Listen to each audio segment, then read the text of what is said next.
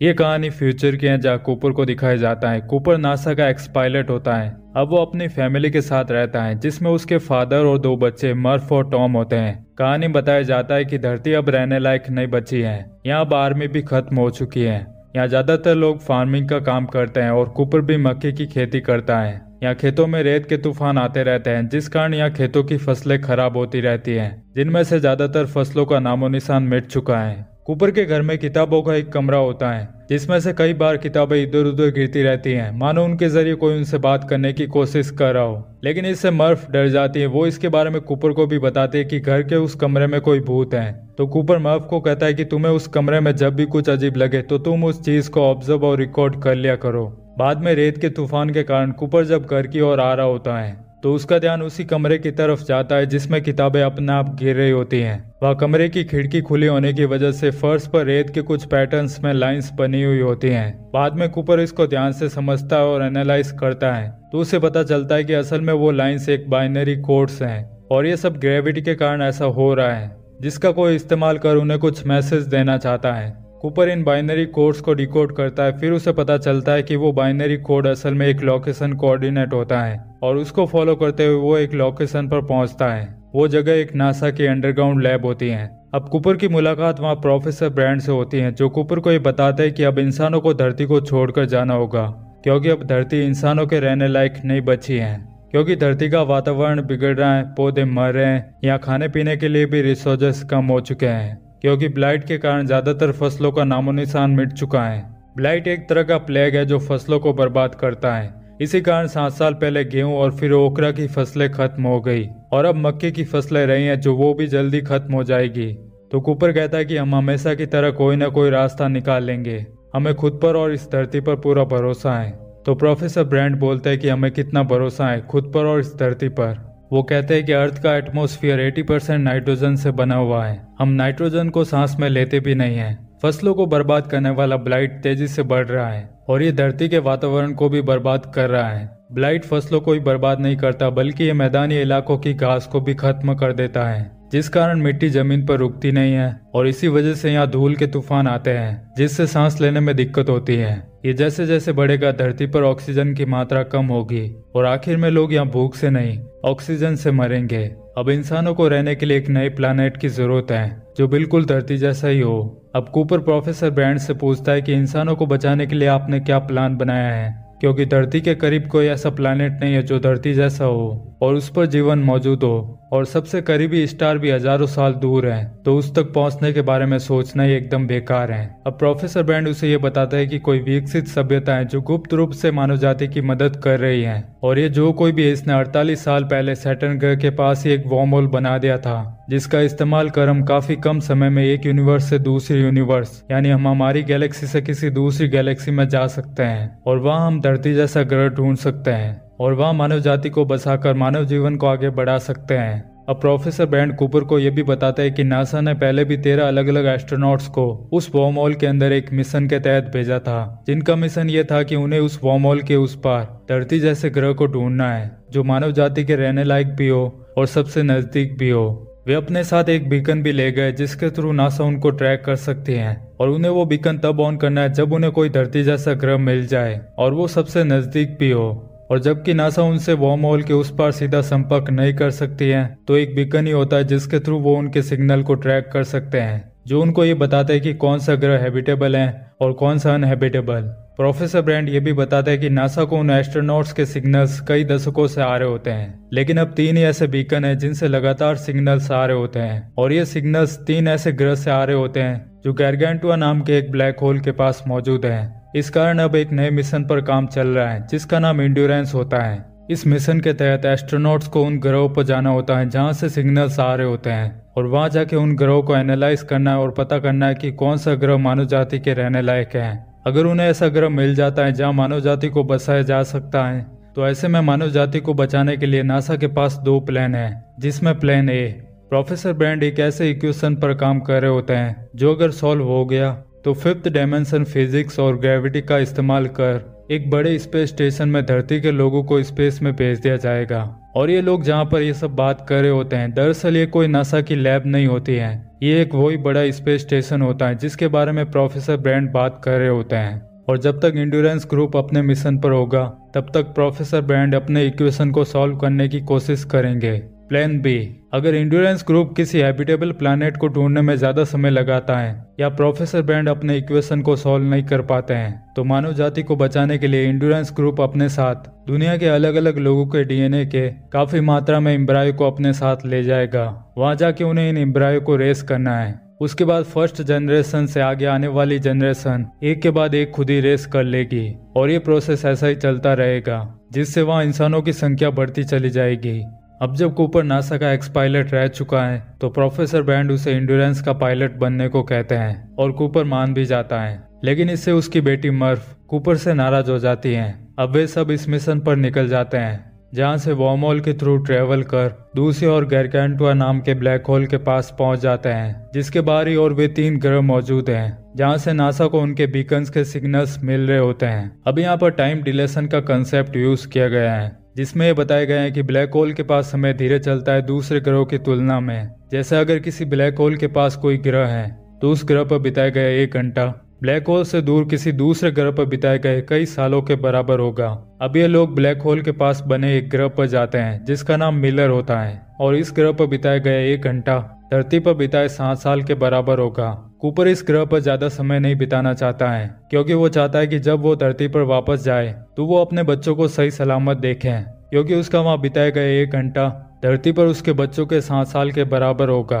वो प्लान करता है कि वो सीधा वहाँ जाएगा और डेटा को कलेक्ट करेगा और वहाँ से वापस आ जाएगा। अब कूपर डॉक्टर ब्रैंड और डॉयल के साथ उस ग्रह पर जाता है और वे एंड्योरेंस पर अपने एक साथी को वहीं पर छोड़ देते हैं ताकि जब तक वे वहाँ उस ग्रह पर डेटा को कलेक्ट कर रहे होंगे तब तक वो वहाँ उस ब्लैक होल के बारे में और इन्फॉर्मेशन को इकट्ठा कर लेगा। अब वे जब उस ग्रह पर जाते हैं तो उन्हें पता चलता है कि उस ग्रह पर केवल पानी है, लेकिन जीवन का वहाँ कोई नामो निशान नहीं है। उन्हें वहाँ नासा के द्वारा भेजे गए एस्ट्रोनॉट्स के यान का मलबा भी मिलता है। यहाँ डॉक्टर ब्रैंड के फ्लाइट रिकॉर्डर हासिल करने की कोशिश में वे लोग एक बहुत बड़ी लहर का शिकार हो जाते हैं क्योंकि ये ग्रह ब्लैक होल के पास में होता है, इसलिए ब्लैक होल का ग्रेविटेशनल पुल इस ग्रह के पानी को खींचता है जिस वजह से यहाँ बड़ी बड़ी पानी की लहरें आती हैं और इसी वजह से उनके एक साथी डॉयल की भी मौत हो जाती है। और इन सब में वे वहाँ 1 घंटे की जगह 3 घंटे बिता देते हैं। इस सीन को जब आप फिल्म में देखोगे तो आपको इस सीन के बैकग्राउंड में एक टिकिंग साउंड सुनाई देगा जो हर 1.25 सेकेंड्स के बाद साउंड करता है, जो उस ग्रह पर बिताए 1 घंटे की तुलना धरती पर बिताए 7 साल के बारे में कह रहा होता है। यहाँ हर एक टिकिंग साउंड धरती पर बिताए पूरे 1 दिन को दर्शाती है। और जब ये वापस एंड्योरेंस पर आते हैं तो एंड्योरेंस पर मौजूद उनके साथी के लिए यहाँ 23 साल गुजर गए थे। जब कूपर अपने बच्चों द्वारा भेजे गए वीडियो मैसेज को देखता है तो उसे पता चलता है कि उसके बच्चे भी अब बड़े हो चुके हैं और ये सब देख के कूपर बहुत इमोशनल हो जाता है। उस ग्रह पर मिले फ्लाइट रिकॉर्डर की मदद से उन्हें पता चलता है कि उस ग्रह पर लैंड करते ही नासा के उस एस्ट्रोनॉट की मौत हो चुकी थी। बीकन ने तो कुछ मिनट के लिए ही सिग्नल्स भेजे थे, लेकिन रिलेटिविटी के कारण वो कुछ मिनट धरती पर कई साल बन गए, जिसके कारण धरती पर मौजूद नासा को लगा कि बीकन से वो सिग्नल्स कई दशकों से आ रहे हैं। अब जब एंड्योरेंस 23 सालों से लगातार ईंधन का इस्तेमाल कर रहा था तो इसमें अब लिमिटेड ईंधन बचता है। बचे हुए ईंधन से वे केवल दोनों में से किसी एक ग्रह पर जा सकते हैं। दोनों ग्रहों के बीकन के सिग्नल्स के डेटा के आधार पर उन्हें पता चलता है कि एडमंड जिस ग्रह पर है वो मानवों के लिए ज्यादा उपयुक्त है, लेकिन दूसरा ग्रह जहां से डॉक्टर मैन लगातार सिग्नल भेज रहे होते हैं तो आखिर में वे डॉक्टर मैन के ग्रह पर जाने का डिसाइड करते हैं। इसी दौरान धरती पर मर्फ को दिखाया जाता है जो अब एक साइंटिस्ट बन चुकी है, जो प्रोफेसर ब्रैंड को असिस्ट करती है। मरने से पहले प्रोफेसर ब्रैंड उसे बताते हैं कि उन्होंने उससे प्लान ए के बारे में झूठ बोला था क्योंकि सालों पहले ही उन्होंने इस इक्वेशन को सॉल्व कर लिया था और वे ये जानते थे कि इससे मानव जाति को बचाया नहीं जा सकता था। इस कारण अब प्लान बी सक्सेस हो सकता है, जिसका मतलब है कि मर्फ अपने पिता से अब कभी भी नहीं मिल पाएगी। और जब प्लान ए सक्सेस होगा ही नहीं तो प्लान बी में एंड्योरेंस ग्रुप धरती जैसे ग्रह पर इंसानों की नई कॉलोनी तो बनाने ही वाला है। अब मर्फ एंड्योरेंस के क्रू मेंबर्स को वीडियो मैसेज के जरिए प्रोफेसर ब्रैंड की मौत की खबर भी देती हैं और उनके उस झूठ के बारे में भी बताती हैं और वो कूपर को भी ब्लेम करती है कि उन्होंने उसे वहां मरने के लिए छोड़ दिया। लेकिन इन सब के बावजूद भी मर्फ उन इक्वेशन पर काम कर रही होती है क्योंकि उसे यकीन है कि वो उन इक्वेशन को सॉल्व कर लेगी। लेकिन उसे उन इक्वेशन को सॉल्व करने के लिए ग्रेविटेशनल सिंगुलैरिटी पर एक क्वांटम डेटा की जरूरत होती है। डॉक्टर मैन का ग्रह ब्लैक होल के पास इतना नजदीक नहीं है जितना पहले वाला ग्रह था, इसलिए यहाँ एस्ट्रोनॉट्स इतने जल्दबाजी में नहीं हैं। जब वे डॉक्टर मैन के बीकन के सिग्नल को ट्रैक कर उसके ग्रह पर उतरते हैं तो उन्हें डॉक्टर मैन हाइबरनेशन यानी डीप स्लीप में मिलते हैं। जागने के बाद डॉक्टर मैन बताते हैं कि इस ग्रह पर परेशानियां बहुत हैं, लेकिन ये ग्रह इंसानों के रहने लायक है। उसके बाद सभी क्रू मेंबर लैंडर के जरिए उस ग्रह की सतह पर जाते हैं। वहां जाने के बाद उन्हें पता चलता है कि डॉक्टर मैन ने उन्हें गलत डेटा देकर गुमराह किया है और ये ग्रह इंसानों के रहने लायक नहीं है। इस दौरान डॉक्टर मैन कूपर को धोखे से मारने की कोशिश करते हैं, लेकिन वो इसमें कामयाब नहीं होते हैं। लेकिन उसकी वजह से वहाँ एक दूसरा क्रू मेंबर मारा जाता है। इस दौरान डॉक्टर मैन के मैन्युअली इंड्योरेंस पर डॉकिंग करने के दौरान मौत भी हो जाती है, लेकिन इस वजह से इंड्योरेंस शिप को बहुत नुकसान पहुंचता है और वो नीचे गिरने लगता है। लेकिन कूपर किसी तरह अपने लैंडर को इंड्योरेंस से डॉकिंग कर उसे स्टेबल कर अपने कंट्रोल में ले लेता है। लेकिन अब इंड्योरेंस के पास इतना ईंधन नहीं होता है कि वो तीसरे ग्रह पर जा सके, और इस ग्रह पर जाना इसलिए भी जरूरी हो जाता है क्योंकि उन्हें पहले ही बताया जा चुका है कि प्लान ए फेलियर था। और दूसरी बात यह है कि उस ग्रह से मिले डेटा के अनुसार वो ग्रह इंसानों के रहने के लिए हैबिटेबल था। कूपर और डॉक्टर ब्रैंड के पास 2 रोबोट होते हैं जिनका नाम केस और टार्स होता है। कूपर तय करता है कि वे ग्रेविटेशनल स्लिंग शॉट का इस्तेमाल करेंगे इंड्योरेंस को एडमंड के ग्रह पर भेजने के लिए। ये वो तकनीक है जिसमें एक यान को किसी दूसरे ग्रह की ग्रेविटेशनल फोर्स का इस्तेमाल कर उसे स्पीड दी जाती है। लेकिन यहाँ पर भी उन्हें वही परेशानी होगी जो उनके साथ पहले वाले ग्रह में जाके हुई थी, यानी इंड्योरेंस जितना ब्लैक होल के नजदीक जाएगा कूपर के लिए धरती पर उतना ही समय तेजी से गुजर जाएगा। और कूपर ऐसा बिल्कुल नहीं चाहता, लेकिन कूपर अपने बच्चों को जिंदा देखना चाहता है, तो उसे अब भी यकीन होता है कि प्लान एक काम कर जाएगा, यानी कि धरती पर क्वांटम डेटा को भेजना। ब्लैक होल के सेंटर को ग्रेविटेशनल सिंगुलैरिटी कहते हैं और इसमें अभी तक कोई नहीं गया होता है, जिसके कारण किसी को ये मालूम नहीं होता है कि इसमें क्या होता है और ये कहाँ निकलता है। कूपर सबसे पहले रोबोट टार्स को ब्लैक होल के सेंटर में भेजता है, इस उम्मीद में कि वो वहां जाके क्वांटम डेटा को वो उसे भेज दे जिसका इस्तेमाल कर प्लान ए को सक्सेस किया जा सके। पर जब टार्स ब्लैक होल के अंदर चला जाता है तो उसका सिग्नल कूपर को मिलना बंद हो जाता है। अब जब इंड्योरेंस यान भी ज्यादा भार के कारण ब्लैक होल की प्रॉक्सिमिटी में होता है तो कूपर इसके भार को कम करने के लिए वो खुद अपने यान को भी इंड्योरेंस से अलग कर लेता है ताकि डॉक्टर ब्रैंड और रोबोट केस उस तीसरे ग्रह पर पहुंचकर मानव जीवन के अस्तित्व को बनाए रख सके और प्लान बी को सक्सेस कर सके।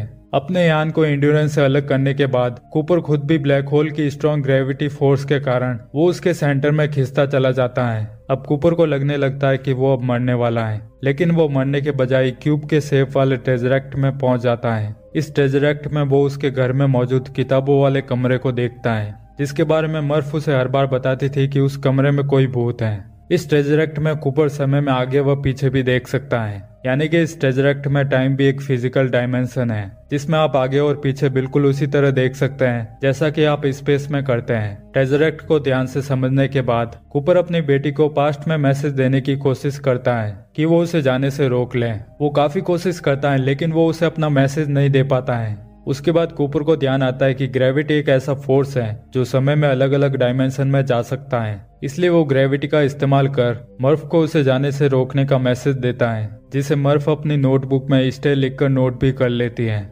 उसके बाद रेत के तूफान की वजह से जब वो कमरा धूल से भर जाता है तो कूपर ग्रेविटी का इस्तेमाल कर उसे नासा के सीक्रेट बेस के लोकेशन कोऑर्डिनेट का मैसेज बाइनरी कोड में देता है। ये वही मैसेज होता है जिसको शुरू में कूपर ने डिकोड किया था, यानी कि जिसको मर्फ बचपन में उस कमरे का भूत समझ रही थी, दरअसल वो फ्यूचर का कूपर ही था। अब ट्रेजरेक्ट के अंदर कूपर को टार्स का मैसेज मिलता है जिसे उसने खुद से पहले ब्लैक होल में क्वांटम डेटा को कलेक्ट करने के लिए भेजा था। टार्स बताता है कि उसे वो क्वांटम डेटा मिल गया है जो प्रोफेसर ब्रैंड के अधूरे इक्वेशन को पूरा कर प्लान ए को सक्सेस कर सकता है। कूपर टार्स को वो डेटा खुद को भेजने के लिए कहता है। अब कूपर के पास वो सब है जिसकी मदद से वो बाकी के धरती के लोगों को बचा सके, लेकिन अब परेशानी यह है कि वो इस क्वांटम डेटा को मर्फ तक पहुंचाए कैसे, जो कि अब एक साइंटिस्ट है। वो इस डेटा को ग्रेविटी का इस्तेमाल कर मोर्स कोड के फॉर्मेट में उस घड़ी के जरिए भेजता है जो कभी उसने मर्फ को दी थी।